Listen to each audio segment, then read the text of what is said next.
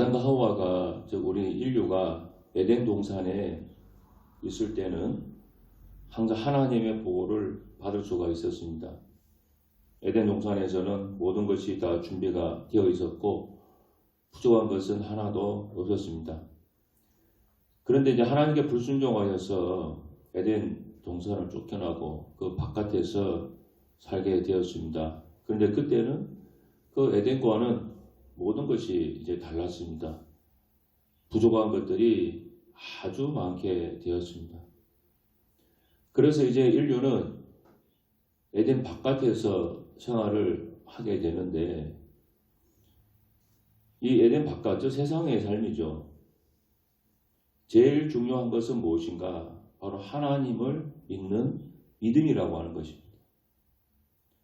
믿음의 삶이 굉장히 중요해졌습니다. 에덴 바깥에서는 하나님이 인도하시는 길로 걸어가야 복을 받는 삶이 되었습니다. 에덴 동산 안에 있을 때는 동산하고 어디를 가더라도 모든 것이 충분했고 다 있었고 모자란 것이 하나도 없었습니다. 그냥 아무 데나 가면 됩니다. 그러나 에덴 동산 밖에서는 아무 데나 가면 잘못하면 죽습니다. 그래서 하나님의 인도를 받아야 되는 그런 삶이 되었습니다. 그래서 하나님이 하시는 길로 따라가야 복을 받는데, 하나님이 인도하신 길은 아무나 갈 수 있는 길이 아니고 믿음이 있는 사람만 따라갈 수 있는 길입니다. 그래서 믿음이 필요합니다. 하나님이 인도해 가시는 길은 우리가 익숙한 습관을 쫓아가 살아가는 삶과는 다른 길로 인도하는 경우가 사실 많습니다. 그래서 믿음이 필요하고 그 믿음을 따라 행동할 때 하나님께서 예배해 놓으신 은혜와 복을 우리가 다 누릴 수가 있는 겁니다. 출애굽기 보면은 잘 아시지 않습니까? 구름기둥, 불기둥의 인도를 받아서 거기서만 벗어나지 않으면 절대적으로 문제가 없습니다. 그런데 거기서 벗어나게 되면, 자기 고집을 부려서 벗어나게 되면 반드시 문제가 생기게 되어 있습니다.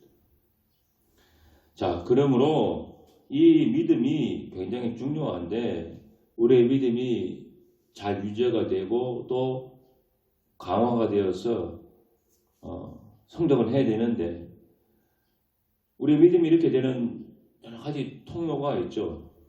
그 중에서 가장 기본이 되고 또 가장 중요한 우리 믿음을 세워가는 통로가 있다면 뭘까? 바로 그것은 우리 공동체가 함께 드리는 예배라고 할 수 있습니다. 자, 일주일에 우리가 한 번 교회에서 드린 예배 아닙니까? 전체적으로. 내 예배 속에는 하나님의 말씀이 있습니다. 그리고 찬송도 있습니다. 그리고 기도가 있고, 그리고 또 우리 헌신이 있죠. 어쨌든 교회 와서 예배 드리려면 뭔가 내가 시간을 내야 되고, 내가 몸을 움직여야 되고, 또 평일 주일 아침, 쉬는 날 아침에 일어나기 싫은 것 또 억지로라도 일어나야 되고, 뭔가 우리의 마음을 드려야 되는 헌신이 있지 않습니까? 그래서 이 예배 속에는 사실은 우리 믿음이 생기게 하고 우리 믿음을 강하게 만들어주는 모든 요소들이 다 들어가 있습니다. 매주일마다 빠지지 않고 교회 온다는 것 자체가 사실은 그것이 큰 믿음입니다. 요즘까지 바쁘고 또 즐기기 많은 세상이고, 그리고 사건 사고 많은 세상인데 1년 52주 한 번도 안 빠지고 교회 예배 출산한다는 것 자체가, 이게 쉬운 거지만 여러분 굉장히 어렵습니다. 그래서 매주일 드리는 예배를 통해서 우리 믿음이 공급이 되고 유지가 되고 강화되는 거예요. 사실 이 주일 예배만 정신 바짝 차리고 우리가 빠지지 않고 잘 드리면 우리 믿음을 잘 지킬 수 있습니다. 그런데 중간에 듬성듬성 우리가 뭔가 이가 하나 빠지듯이 뚝뚝 빠져나가지 않습니까? 그러면 그것이 큰 구멍이 되기 시작하는 거예요. 뭐 한두 번은 넘어갈 수 있을지 모르지만 한 번에 두 번이 되고, 두 번에 네 번이 되고, 네 번이 여덟 번 되고 이렇게 되지 않습니까? 그러면 우리의 믿음은 서서히 무너지는 거예요. 우리가 목사들끼리 하는 얘기도 있습니다만은 이 교회라는 곳이 참 특이합니다. 우리가 세상에 있는 뭐 영화관이라든지 마트라든지 뭐 아니면 우리가 뭐 가는 식당이라든지 그런 것들은 사실 뭐 1년에 한 번 가더라도 낯설지는 않지 않습니까?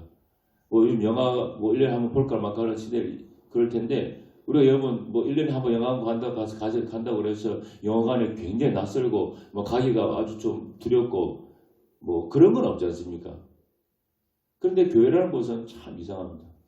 한 몇 달 혹은 몇 년씩 빠지지 않습니까? 그러면 그 다음에 나가려고 그러면 그렇게 낯섭니다. 낯설고 막 가기가 굉장히 쉽지가 않고 발걸음 되는 게 막 천금 만금 같고 그런 게 있습니다.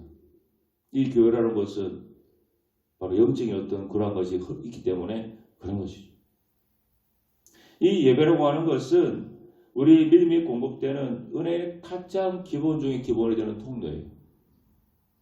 그래서 이 예배만 잘 드려도 우리 믿음은 잘 유지를 해 나갈 수가 있습니다.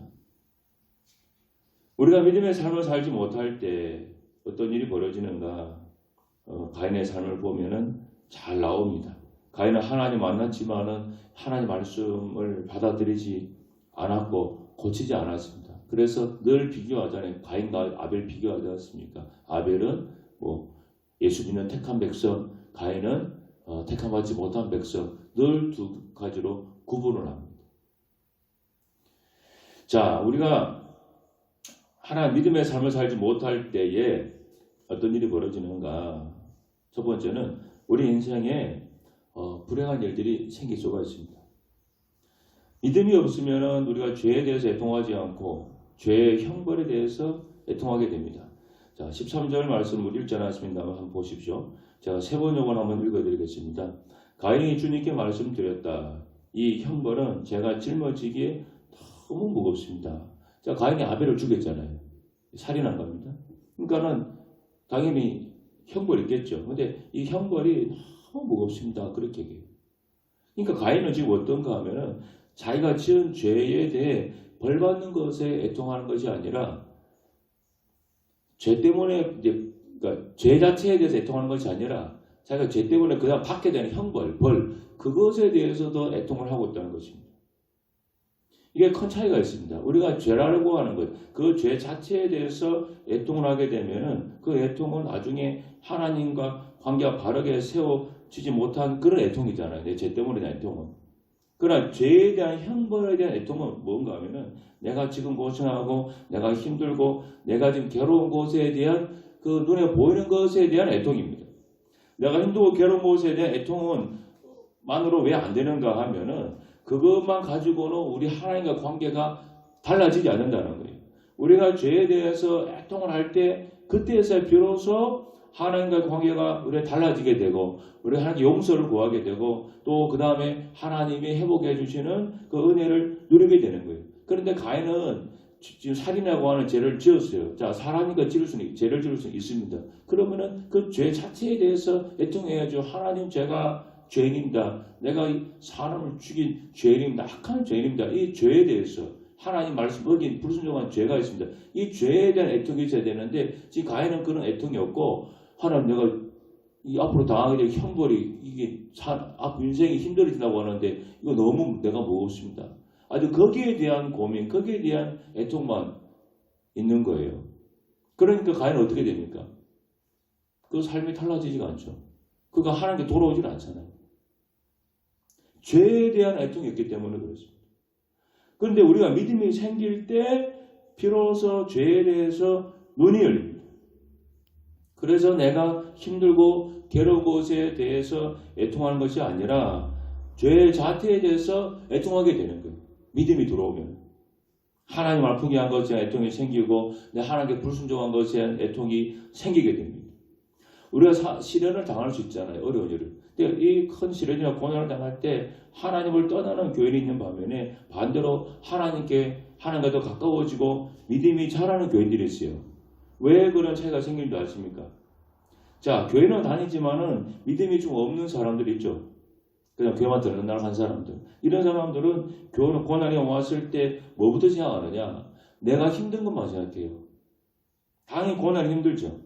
그래서 하나님 앞에 나가서 기도하긴 하는데 내가 힘들고 고통스럽고 나 너무 괴로워 죽겠다고 이 문제 빨리 좀 해결해달라고 그냥 그것만 자꾸 봐요. 내가 당하고 있는 고난만, 어려운 점만. 그래서 막 힘드니까 눈물을 흘립니다. 하소연도 하고. 그러다 나중에는 내가 예수 믿어도 되는 게 없다고 막 불평도 하고 그럽니다. 자, 그렇게 누구나 그렇게 출발을 다 합니다. 근데 믿음이 없는 사람은 이 수준을 벗어나지 못해요. 더 넘어가지 못해요. 그래서 교회를 떠납니다. 이게 무슨 말인가 하면 믿음 있는 사람은 어떻게 하나? 믿음 있는 사람도 고난을 당하면 힘들죠. 하나님 앞에 가가지고 아이고 너무 힘들어 죽겠다고 너무 사는 게 괴롭다. 인생이 힘들다고 막 그렇게 똑같이 그렇게 출발을 해요. 같이 사람이니까. 그런데 믿음 있는 사람은 그 고난 때문에 힘들고 괴롭고 얘기하다가 그 다음에 그 수준을 넘어가요. 어떻게 합니까? 자기를 보죠. 하나님 내가 하나님께 지금 죄가 혹시 없습니까? 내가 혹시 하나님 말씀을 어긋나게 상관은 없습니까? 혹시라도 내가 뭐 하나님 모르는 그런 잘못과 허물이 있어서 이런 고난이 온 게 아닙니까? 자기를 돌아보고 자기 죄가 없는가 그걸 돌아보게 됩니다. 그러니까 하나님과 관계를 보게 되는 거예요. 그래서 하나님 앞에서 온전하게 살지 못했던 자신의 죄에 대해서 회개도 하고 눈물을 흘리는 거예요. 그래서 믿음 있는 사람들은 그 고난 속에서 그 삶이 달라지고 믿음이 세워지는 결과가 나오는 거예요. 그걸 또 믿음이 없는 사람보다 한 수 뛰어넘은 그 위에 올라서서 자기를 돌아보기 때문에 그런 거죠. 이게 바로 죄에 대해서 애통하는 사람과 죄에 대한 형벌만 가지고 애통하는 사람의 차이라는 거예요. 이 바로 가인이 그런 거예요. 가인은 믿음이 없으니까 자기가 지금 죄를 못 보는 거예요. 지금 죄 때문에 당할 지금 두들겨 맞는 것만 지금 아주 그것만 신경 쓰고 있는 거예요. 지금. 우리 요즘 학교에서 애들을 체벌이 없습니다만은 제가 중학교, 고등학교 다닐 때는 그냥 체벌은 일상이었습니다. 그 학교 선생님이 학생을 때리는 것은 전혀 법적인 문제가 없었고 학부모들도 애가 뭐 어제 못해서 맞았겠지 다 그렇게 생각했다고요. 80대는. 그래서 시험을 치고 나면은 모든 시험 끝난 결과 나오면 모든 반에서는 아주 그냥 몽둥이 맞는 소리가 남학교에서는 다 들렸습니다. 정말 대단했습니다. 하여튼 성적표 나온 날은 선생님들이 반 순서가 1등, 2등 순서가 있어가지고 우리 반이 꼴등했다 그러면 그 반은 그날 다 죽습니다. 이제 모든 학생 다 나가 다 맞아야 됩니다. 내가 너 때문에 꼴찌했다고 그래. 그럼 막 학교가 그날은 막 온 천지에서 막 타작 소리가 들리는데 그러면 이제 저도 이제 맞을 순서 기다리고 있는 걸 차를 타다가 맞아야 되니까. 그래서 그날은 옷을 속에다가 4개씩 입고 가요. 바지를. 아프니까. 한여름에도. 그래 조금 덜 아프니까. 그러면 내 순서 되면 벌벌 있다가 나가면 다 맞죠. 그러면은 맞을 때 대부분은 맞으면 아픈데 이제 그 생각만 다 하죠. 근데 그 생각만 하면요. 발전이 없어요. 그 다음 기말고사 또 맞아요. 그럼 그때 우리가 무슨 생각이 됩니까? 내가 공부를 못해서 말했지. 다음에 공부를 잘해야지. 요렇게 생각이 좀 바뀌어야 돼요. 그래야지 맞아도 이게 덜 억울하고 발전이 있는데 대부분 학생들은 아이고 맞으면 아픈데 선생님도 나쁜 선생님이지 이 생각밖에 안 한다. 그래서 그다음 기말고사 때도 또 학년 올라가도 성적이 나아지지 않는 거예요. 그런데 막 내가 공부를 잘해서 다시 안 맞아야지. 아주 이런 악문 학생들은 거의 없지만은 성적이 좋아지고 달라진다는 거예요. 이것이 바로 죄에 대해서 애통하는 믿음 있는 사람과 믿음이 없어서 그냥 괴롭고 힘든 것만 생각하는 그 사람하고 차이라는 거예요. 그 하영남 목사님이라고 하는 분이 있습니다. 저 이번에 간증을 한번 들어본 적이 있는데 이번에 이제 사업가였다가 이제 목사하신 분이에요. 이번에 쓴 책을 보면 이번에 간증이 있습니다. 간증을 한번 들어본 적이 있는데 이분이 그 미국에 가서 아메리칸 드림을 이루었던 그런 분이었습니다. 굉장히 젊을 때 사업을 잘해서 돈도 많이 벌고 아주 그냥 굉장한 돈도 잘 버는 사람이었습니다. 그런데 어느 날 갑자기 심장 쪽에 문제가 생겨서 병원 가보니까 심장 이식을 해야 된다는 거예요. 이게 뭐 심장을 통째로 바꿔야 되는 거예요. 그리고 미국인데 그 심장 이식 수술을 하고 나면은 이게 돈이 굉장히 많던데요. 한 두세 번 해버리면 자기가 그동안 모은 모든 재산은 다 날아갈 정도로 그렇게 비용이 많이 든다고 합니다. 그러니까 심장을 찾기도 어렵죠. 사실 그렇잖아요. 다른 사람 심장 가지고 그 사람 죽는 거잖아요. 그러니까 심장을 이식받는 것도 쉽지 않지만 또 한 번에 끝이 나야 그나마 돈을 덜 잃는 거예요. 근데 어떻게 잘 연결돼가지고 이 심장을 이식 수술 받게 됐습니다. 그래가지고 이제 그때 교회를 다녔으니까 하나님한테 하나님 제 심장을 좀 고쳐주세요. 저 여기서 죽으면 안 됩니다. 우리 애들 아직도 아주 어립니다. 그냥 그 기도만 했잖아요. 내 심장 좀 고쳐달라고. 그래가지고 첫 번째 이 수술 받았는데 이게 잘못돼가지고 그 다음 재발을 한 거예요. 두 번째 수술을 받아야 돼요. 여러분 심장 두 번 이식 수술 돈에서도 수술 받지만은 두 번이나 심장 이식 받는 게 여러분 쉽겠습니까? 누가 심장을 그렇게 다 순서가 기다리는 사람 천주 있을 텐데 그런데 어떻게 또 심장 두 번째 받기가 됐는데 그때도 똑같이 처음처럼 하나님 내 심장을 좀 고쳐주세요. 나 살아야 됩니다. 일 해야 됩니다. 애들도 키워야 됩니다. 막 그냥 그 기도만 했어요. 그런데 어느 날 그 기도하는데 자기 마음속에 그런 질문이 들리거든요. 하나님의 음성 같은 그런 마음이 생기더래요. 야, 너 심장 다 고쳐서 심장 나오면 너 뭐 할 건데? 그런 질문이 올라오더라고요. 너 그런 심장 다 고쳐줘도 옛날로 돌아갈 거잖아. 그러니까 내가 보면 그렇더라는 거죠. 내가 심장을 고쳐달라고 했는데 심장 다 고쳐주면 다시 옛날처럼 하나님 대충 믿고 교회도 그냥 시간 있을 때 나오고 성공을 위해서 쫓아다닐 텐데 그 생각이 들더라는 거예요. 아, 그래서 내가 기도를 잘못하고 있었구나. 그것이 깨달았다고 합니다. 그래서 그날부터는 하나님께 심장을 고쳐달라는 기도를 하지 않았다고 그래요. 하나님, 나를 고쳐주십시오. 그렇게 기도를 바꿨다고 그래요. 그 전까지는 내 심장이 고쳐야 된다고. 하나님, 내 심장 좀 고쳐주세요. 내 문제 좀 해결해 주세요. 그것만 기도했는데 깨닫고 난 다음부터는 내 심장 고쳐달라는 기도를 하지 않고 하나님, 나를 좀 고쳐주십시오. 내가 새 사람 되게 해주십시오. 하나님 정말 기뻐하는 삶을 내가 살 수 있도록 나를 도와주세요. 그렇게 기도가 이제 바뀌게 되었다고 합니다. 그리고 그 다음부터는 병실에서 성경을 읽기 시작했어요. 그 성경을 두 번째 다 통독해서 읽는데 그때 어떤 말씀이 마음에 와닿는가 하면 내 이웃을 내 자신같이 사랑하라. 그 말씀이 와닿더랍니다. 자기는 그동안 일하는 목적이 그냥 돈 잘 벌고 성공하는 것이 목적이었는데 근데 이제부터는 그 말씀을 깨닫고 난 다음부터 내가 앞으로 사업을 하고 돈을 벌더라도 이 성공은 이웃을 위한 성공이 되어야 되고 하나님을 위한 성공이 되어야 되겠다. 내가 앞으로 이웃을 더 많이 사랑하는 그런 사업가가 되어야 되겠다. 그런 목표가 생겼던 겁니다.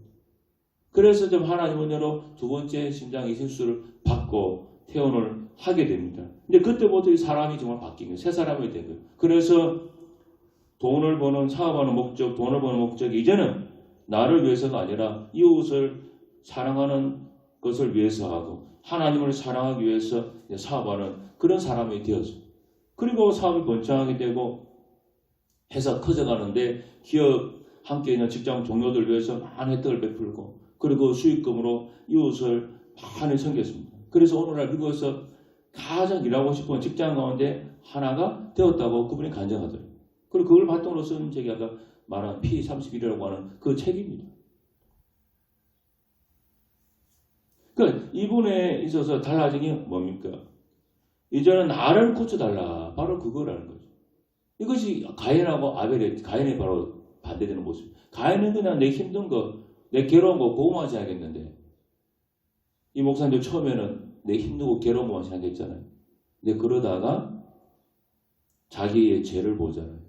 내 죄를 보고 내가 달라져야지. 그렇게 바뀌었다는 거예요. 이것이 바로 믿음이에요. 믿음이 없을 때는 그냥 내 힘들고 괴롭고 안 되는 그것만 자꾸 보이는 거예요. 막. 그러니까는 그래서 불평이 나오고 원망이 나오고 이 예수 믿어도 왜 이렇게 되는 게 없냐, 사는 게 힘드냐, 그것만 자꾸 입에서 나오는 거예요. 근데 믿음이 생기고 믿음이 자라면은 내 힘들고 괴로운 거 그것도 눈에 보이지만은 그것보다는 내가 하나님 앞에 바로 살지 못한 게 뭔가, 내가 하나님 말씀대로 살아야지. 하나님 이번 이 일을 통해서 나에게 뭔가 주시고자 하는 뭐 뜻이 있나 보다. 그런 식으로 마음이 달라지고 바꿔지고 고쳐져 가는 거예요. 그러다 보니까 내 믿음이 더 좋아지고 믿음이 좋아지니까 당연히 은혜도 받게 되고 은혜를 받으니까 하나님은 또 막 크게 역사해 주시고 선순환이죠. 또 역사해 주시니까 그동안 안 됐던 일도 막 풀리고 그렇게 마치 가지가 뻗어가지 뻗어가는 거예요. 그게 순수처럼. 근데 가인은 그렇게 살지 못했기 때문에 믿음이 없으니까 그 인생 자체가 불행해지고 행복하지 못한 삶이 되고 마는 것입니다.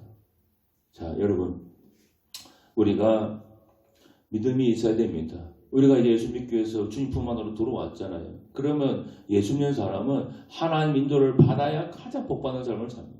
하나님 인도하는 그 길을 따라가기 위해서 절대적으로 필요한 게 뭐냐? 그게 바로 믿음이에요.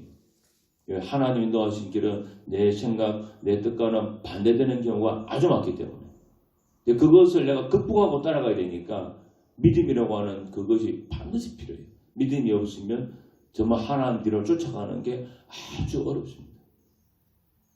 너무나 내 이성과는 다른 길로 인도할 때가 종종 있기 때문에 주일 예배를 우리가 충실하게 잘 지키고 그리고 또 일주일 내내 삶에서 우리가 바쁘게 살더라도 하나님 말씀도 읽고 또 잠깐 기도도 하고 그렇게 해나갈 때 우리 믿음이 점점 좋아질 겁니다. 그럼 반드시 믿음의 삶을 살아가는 사람에게는 하나님 복이 따라온다 하는 것을 꼭 믿으시기를 바랍니다. 기도하겠습니다. 할렐루야. 하나님 감사합니다.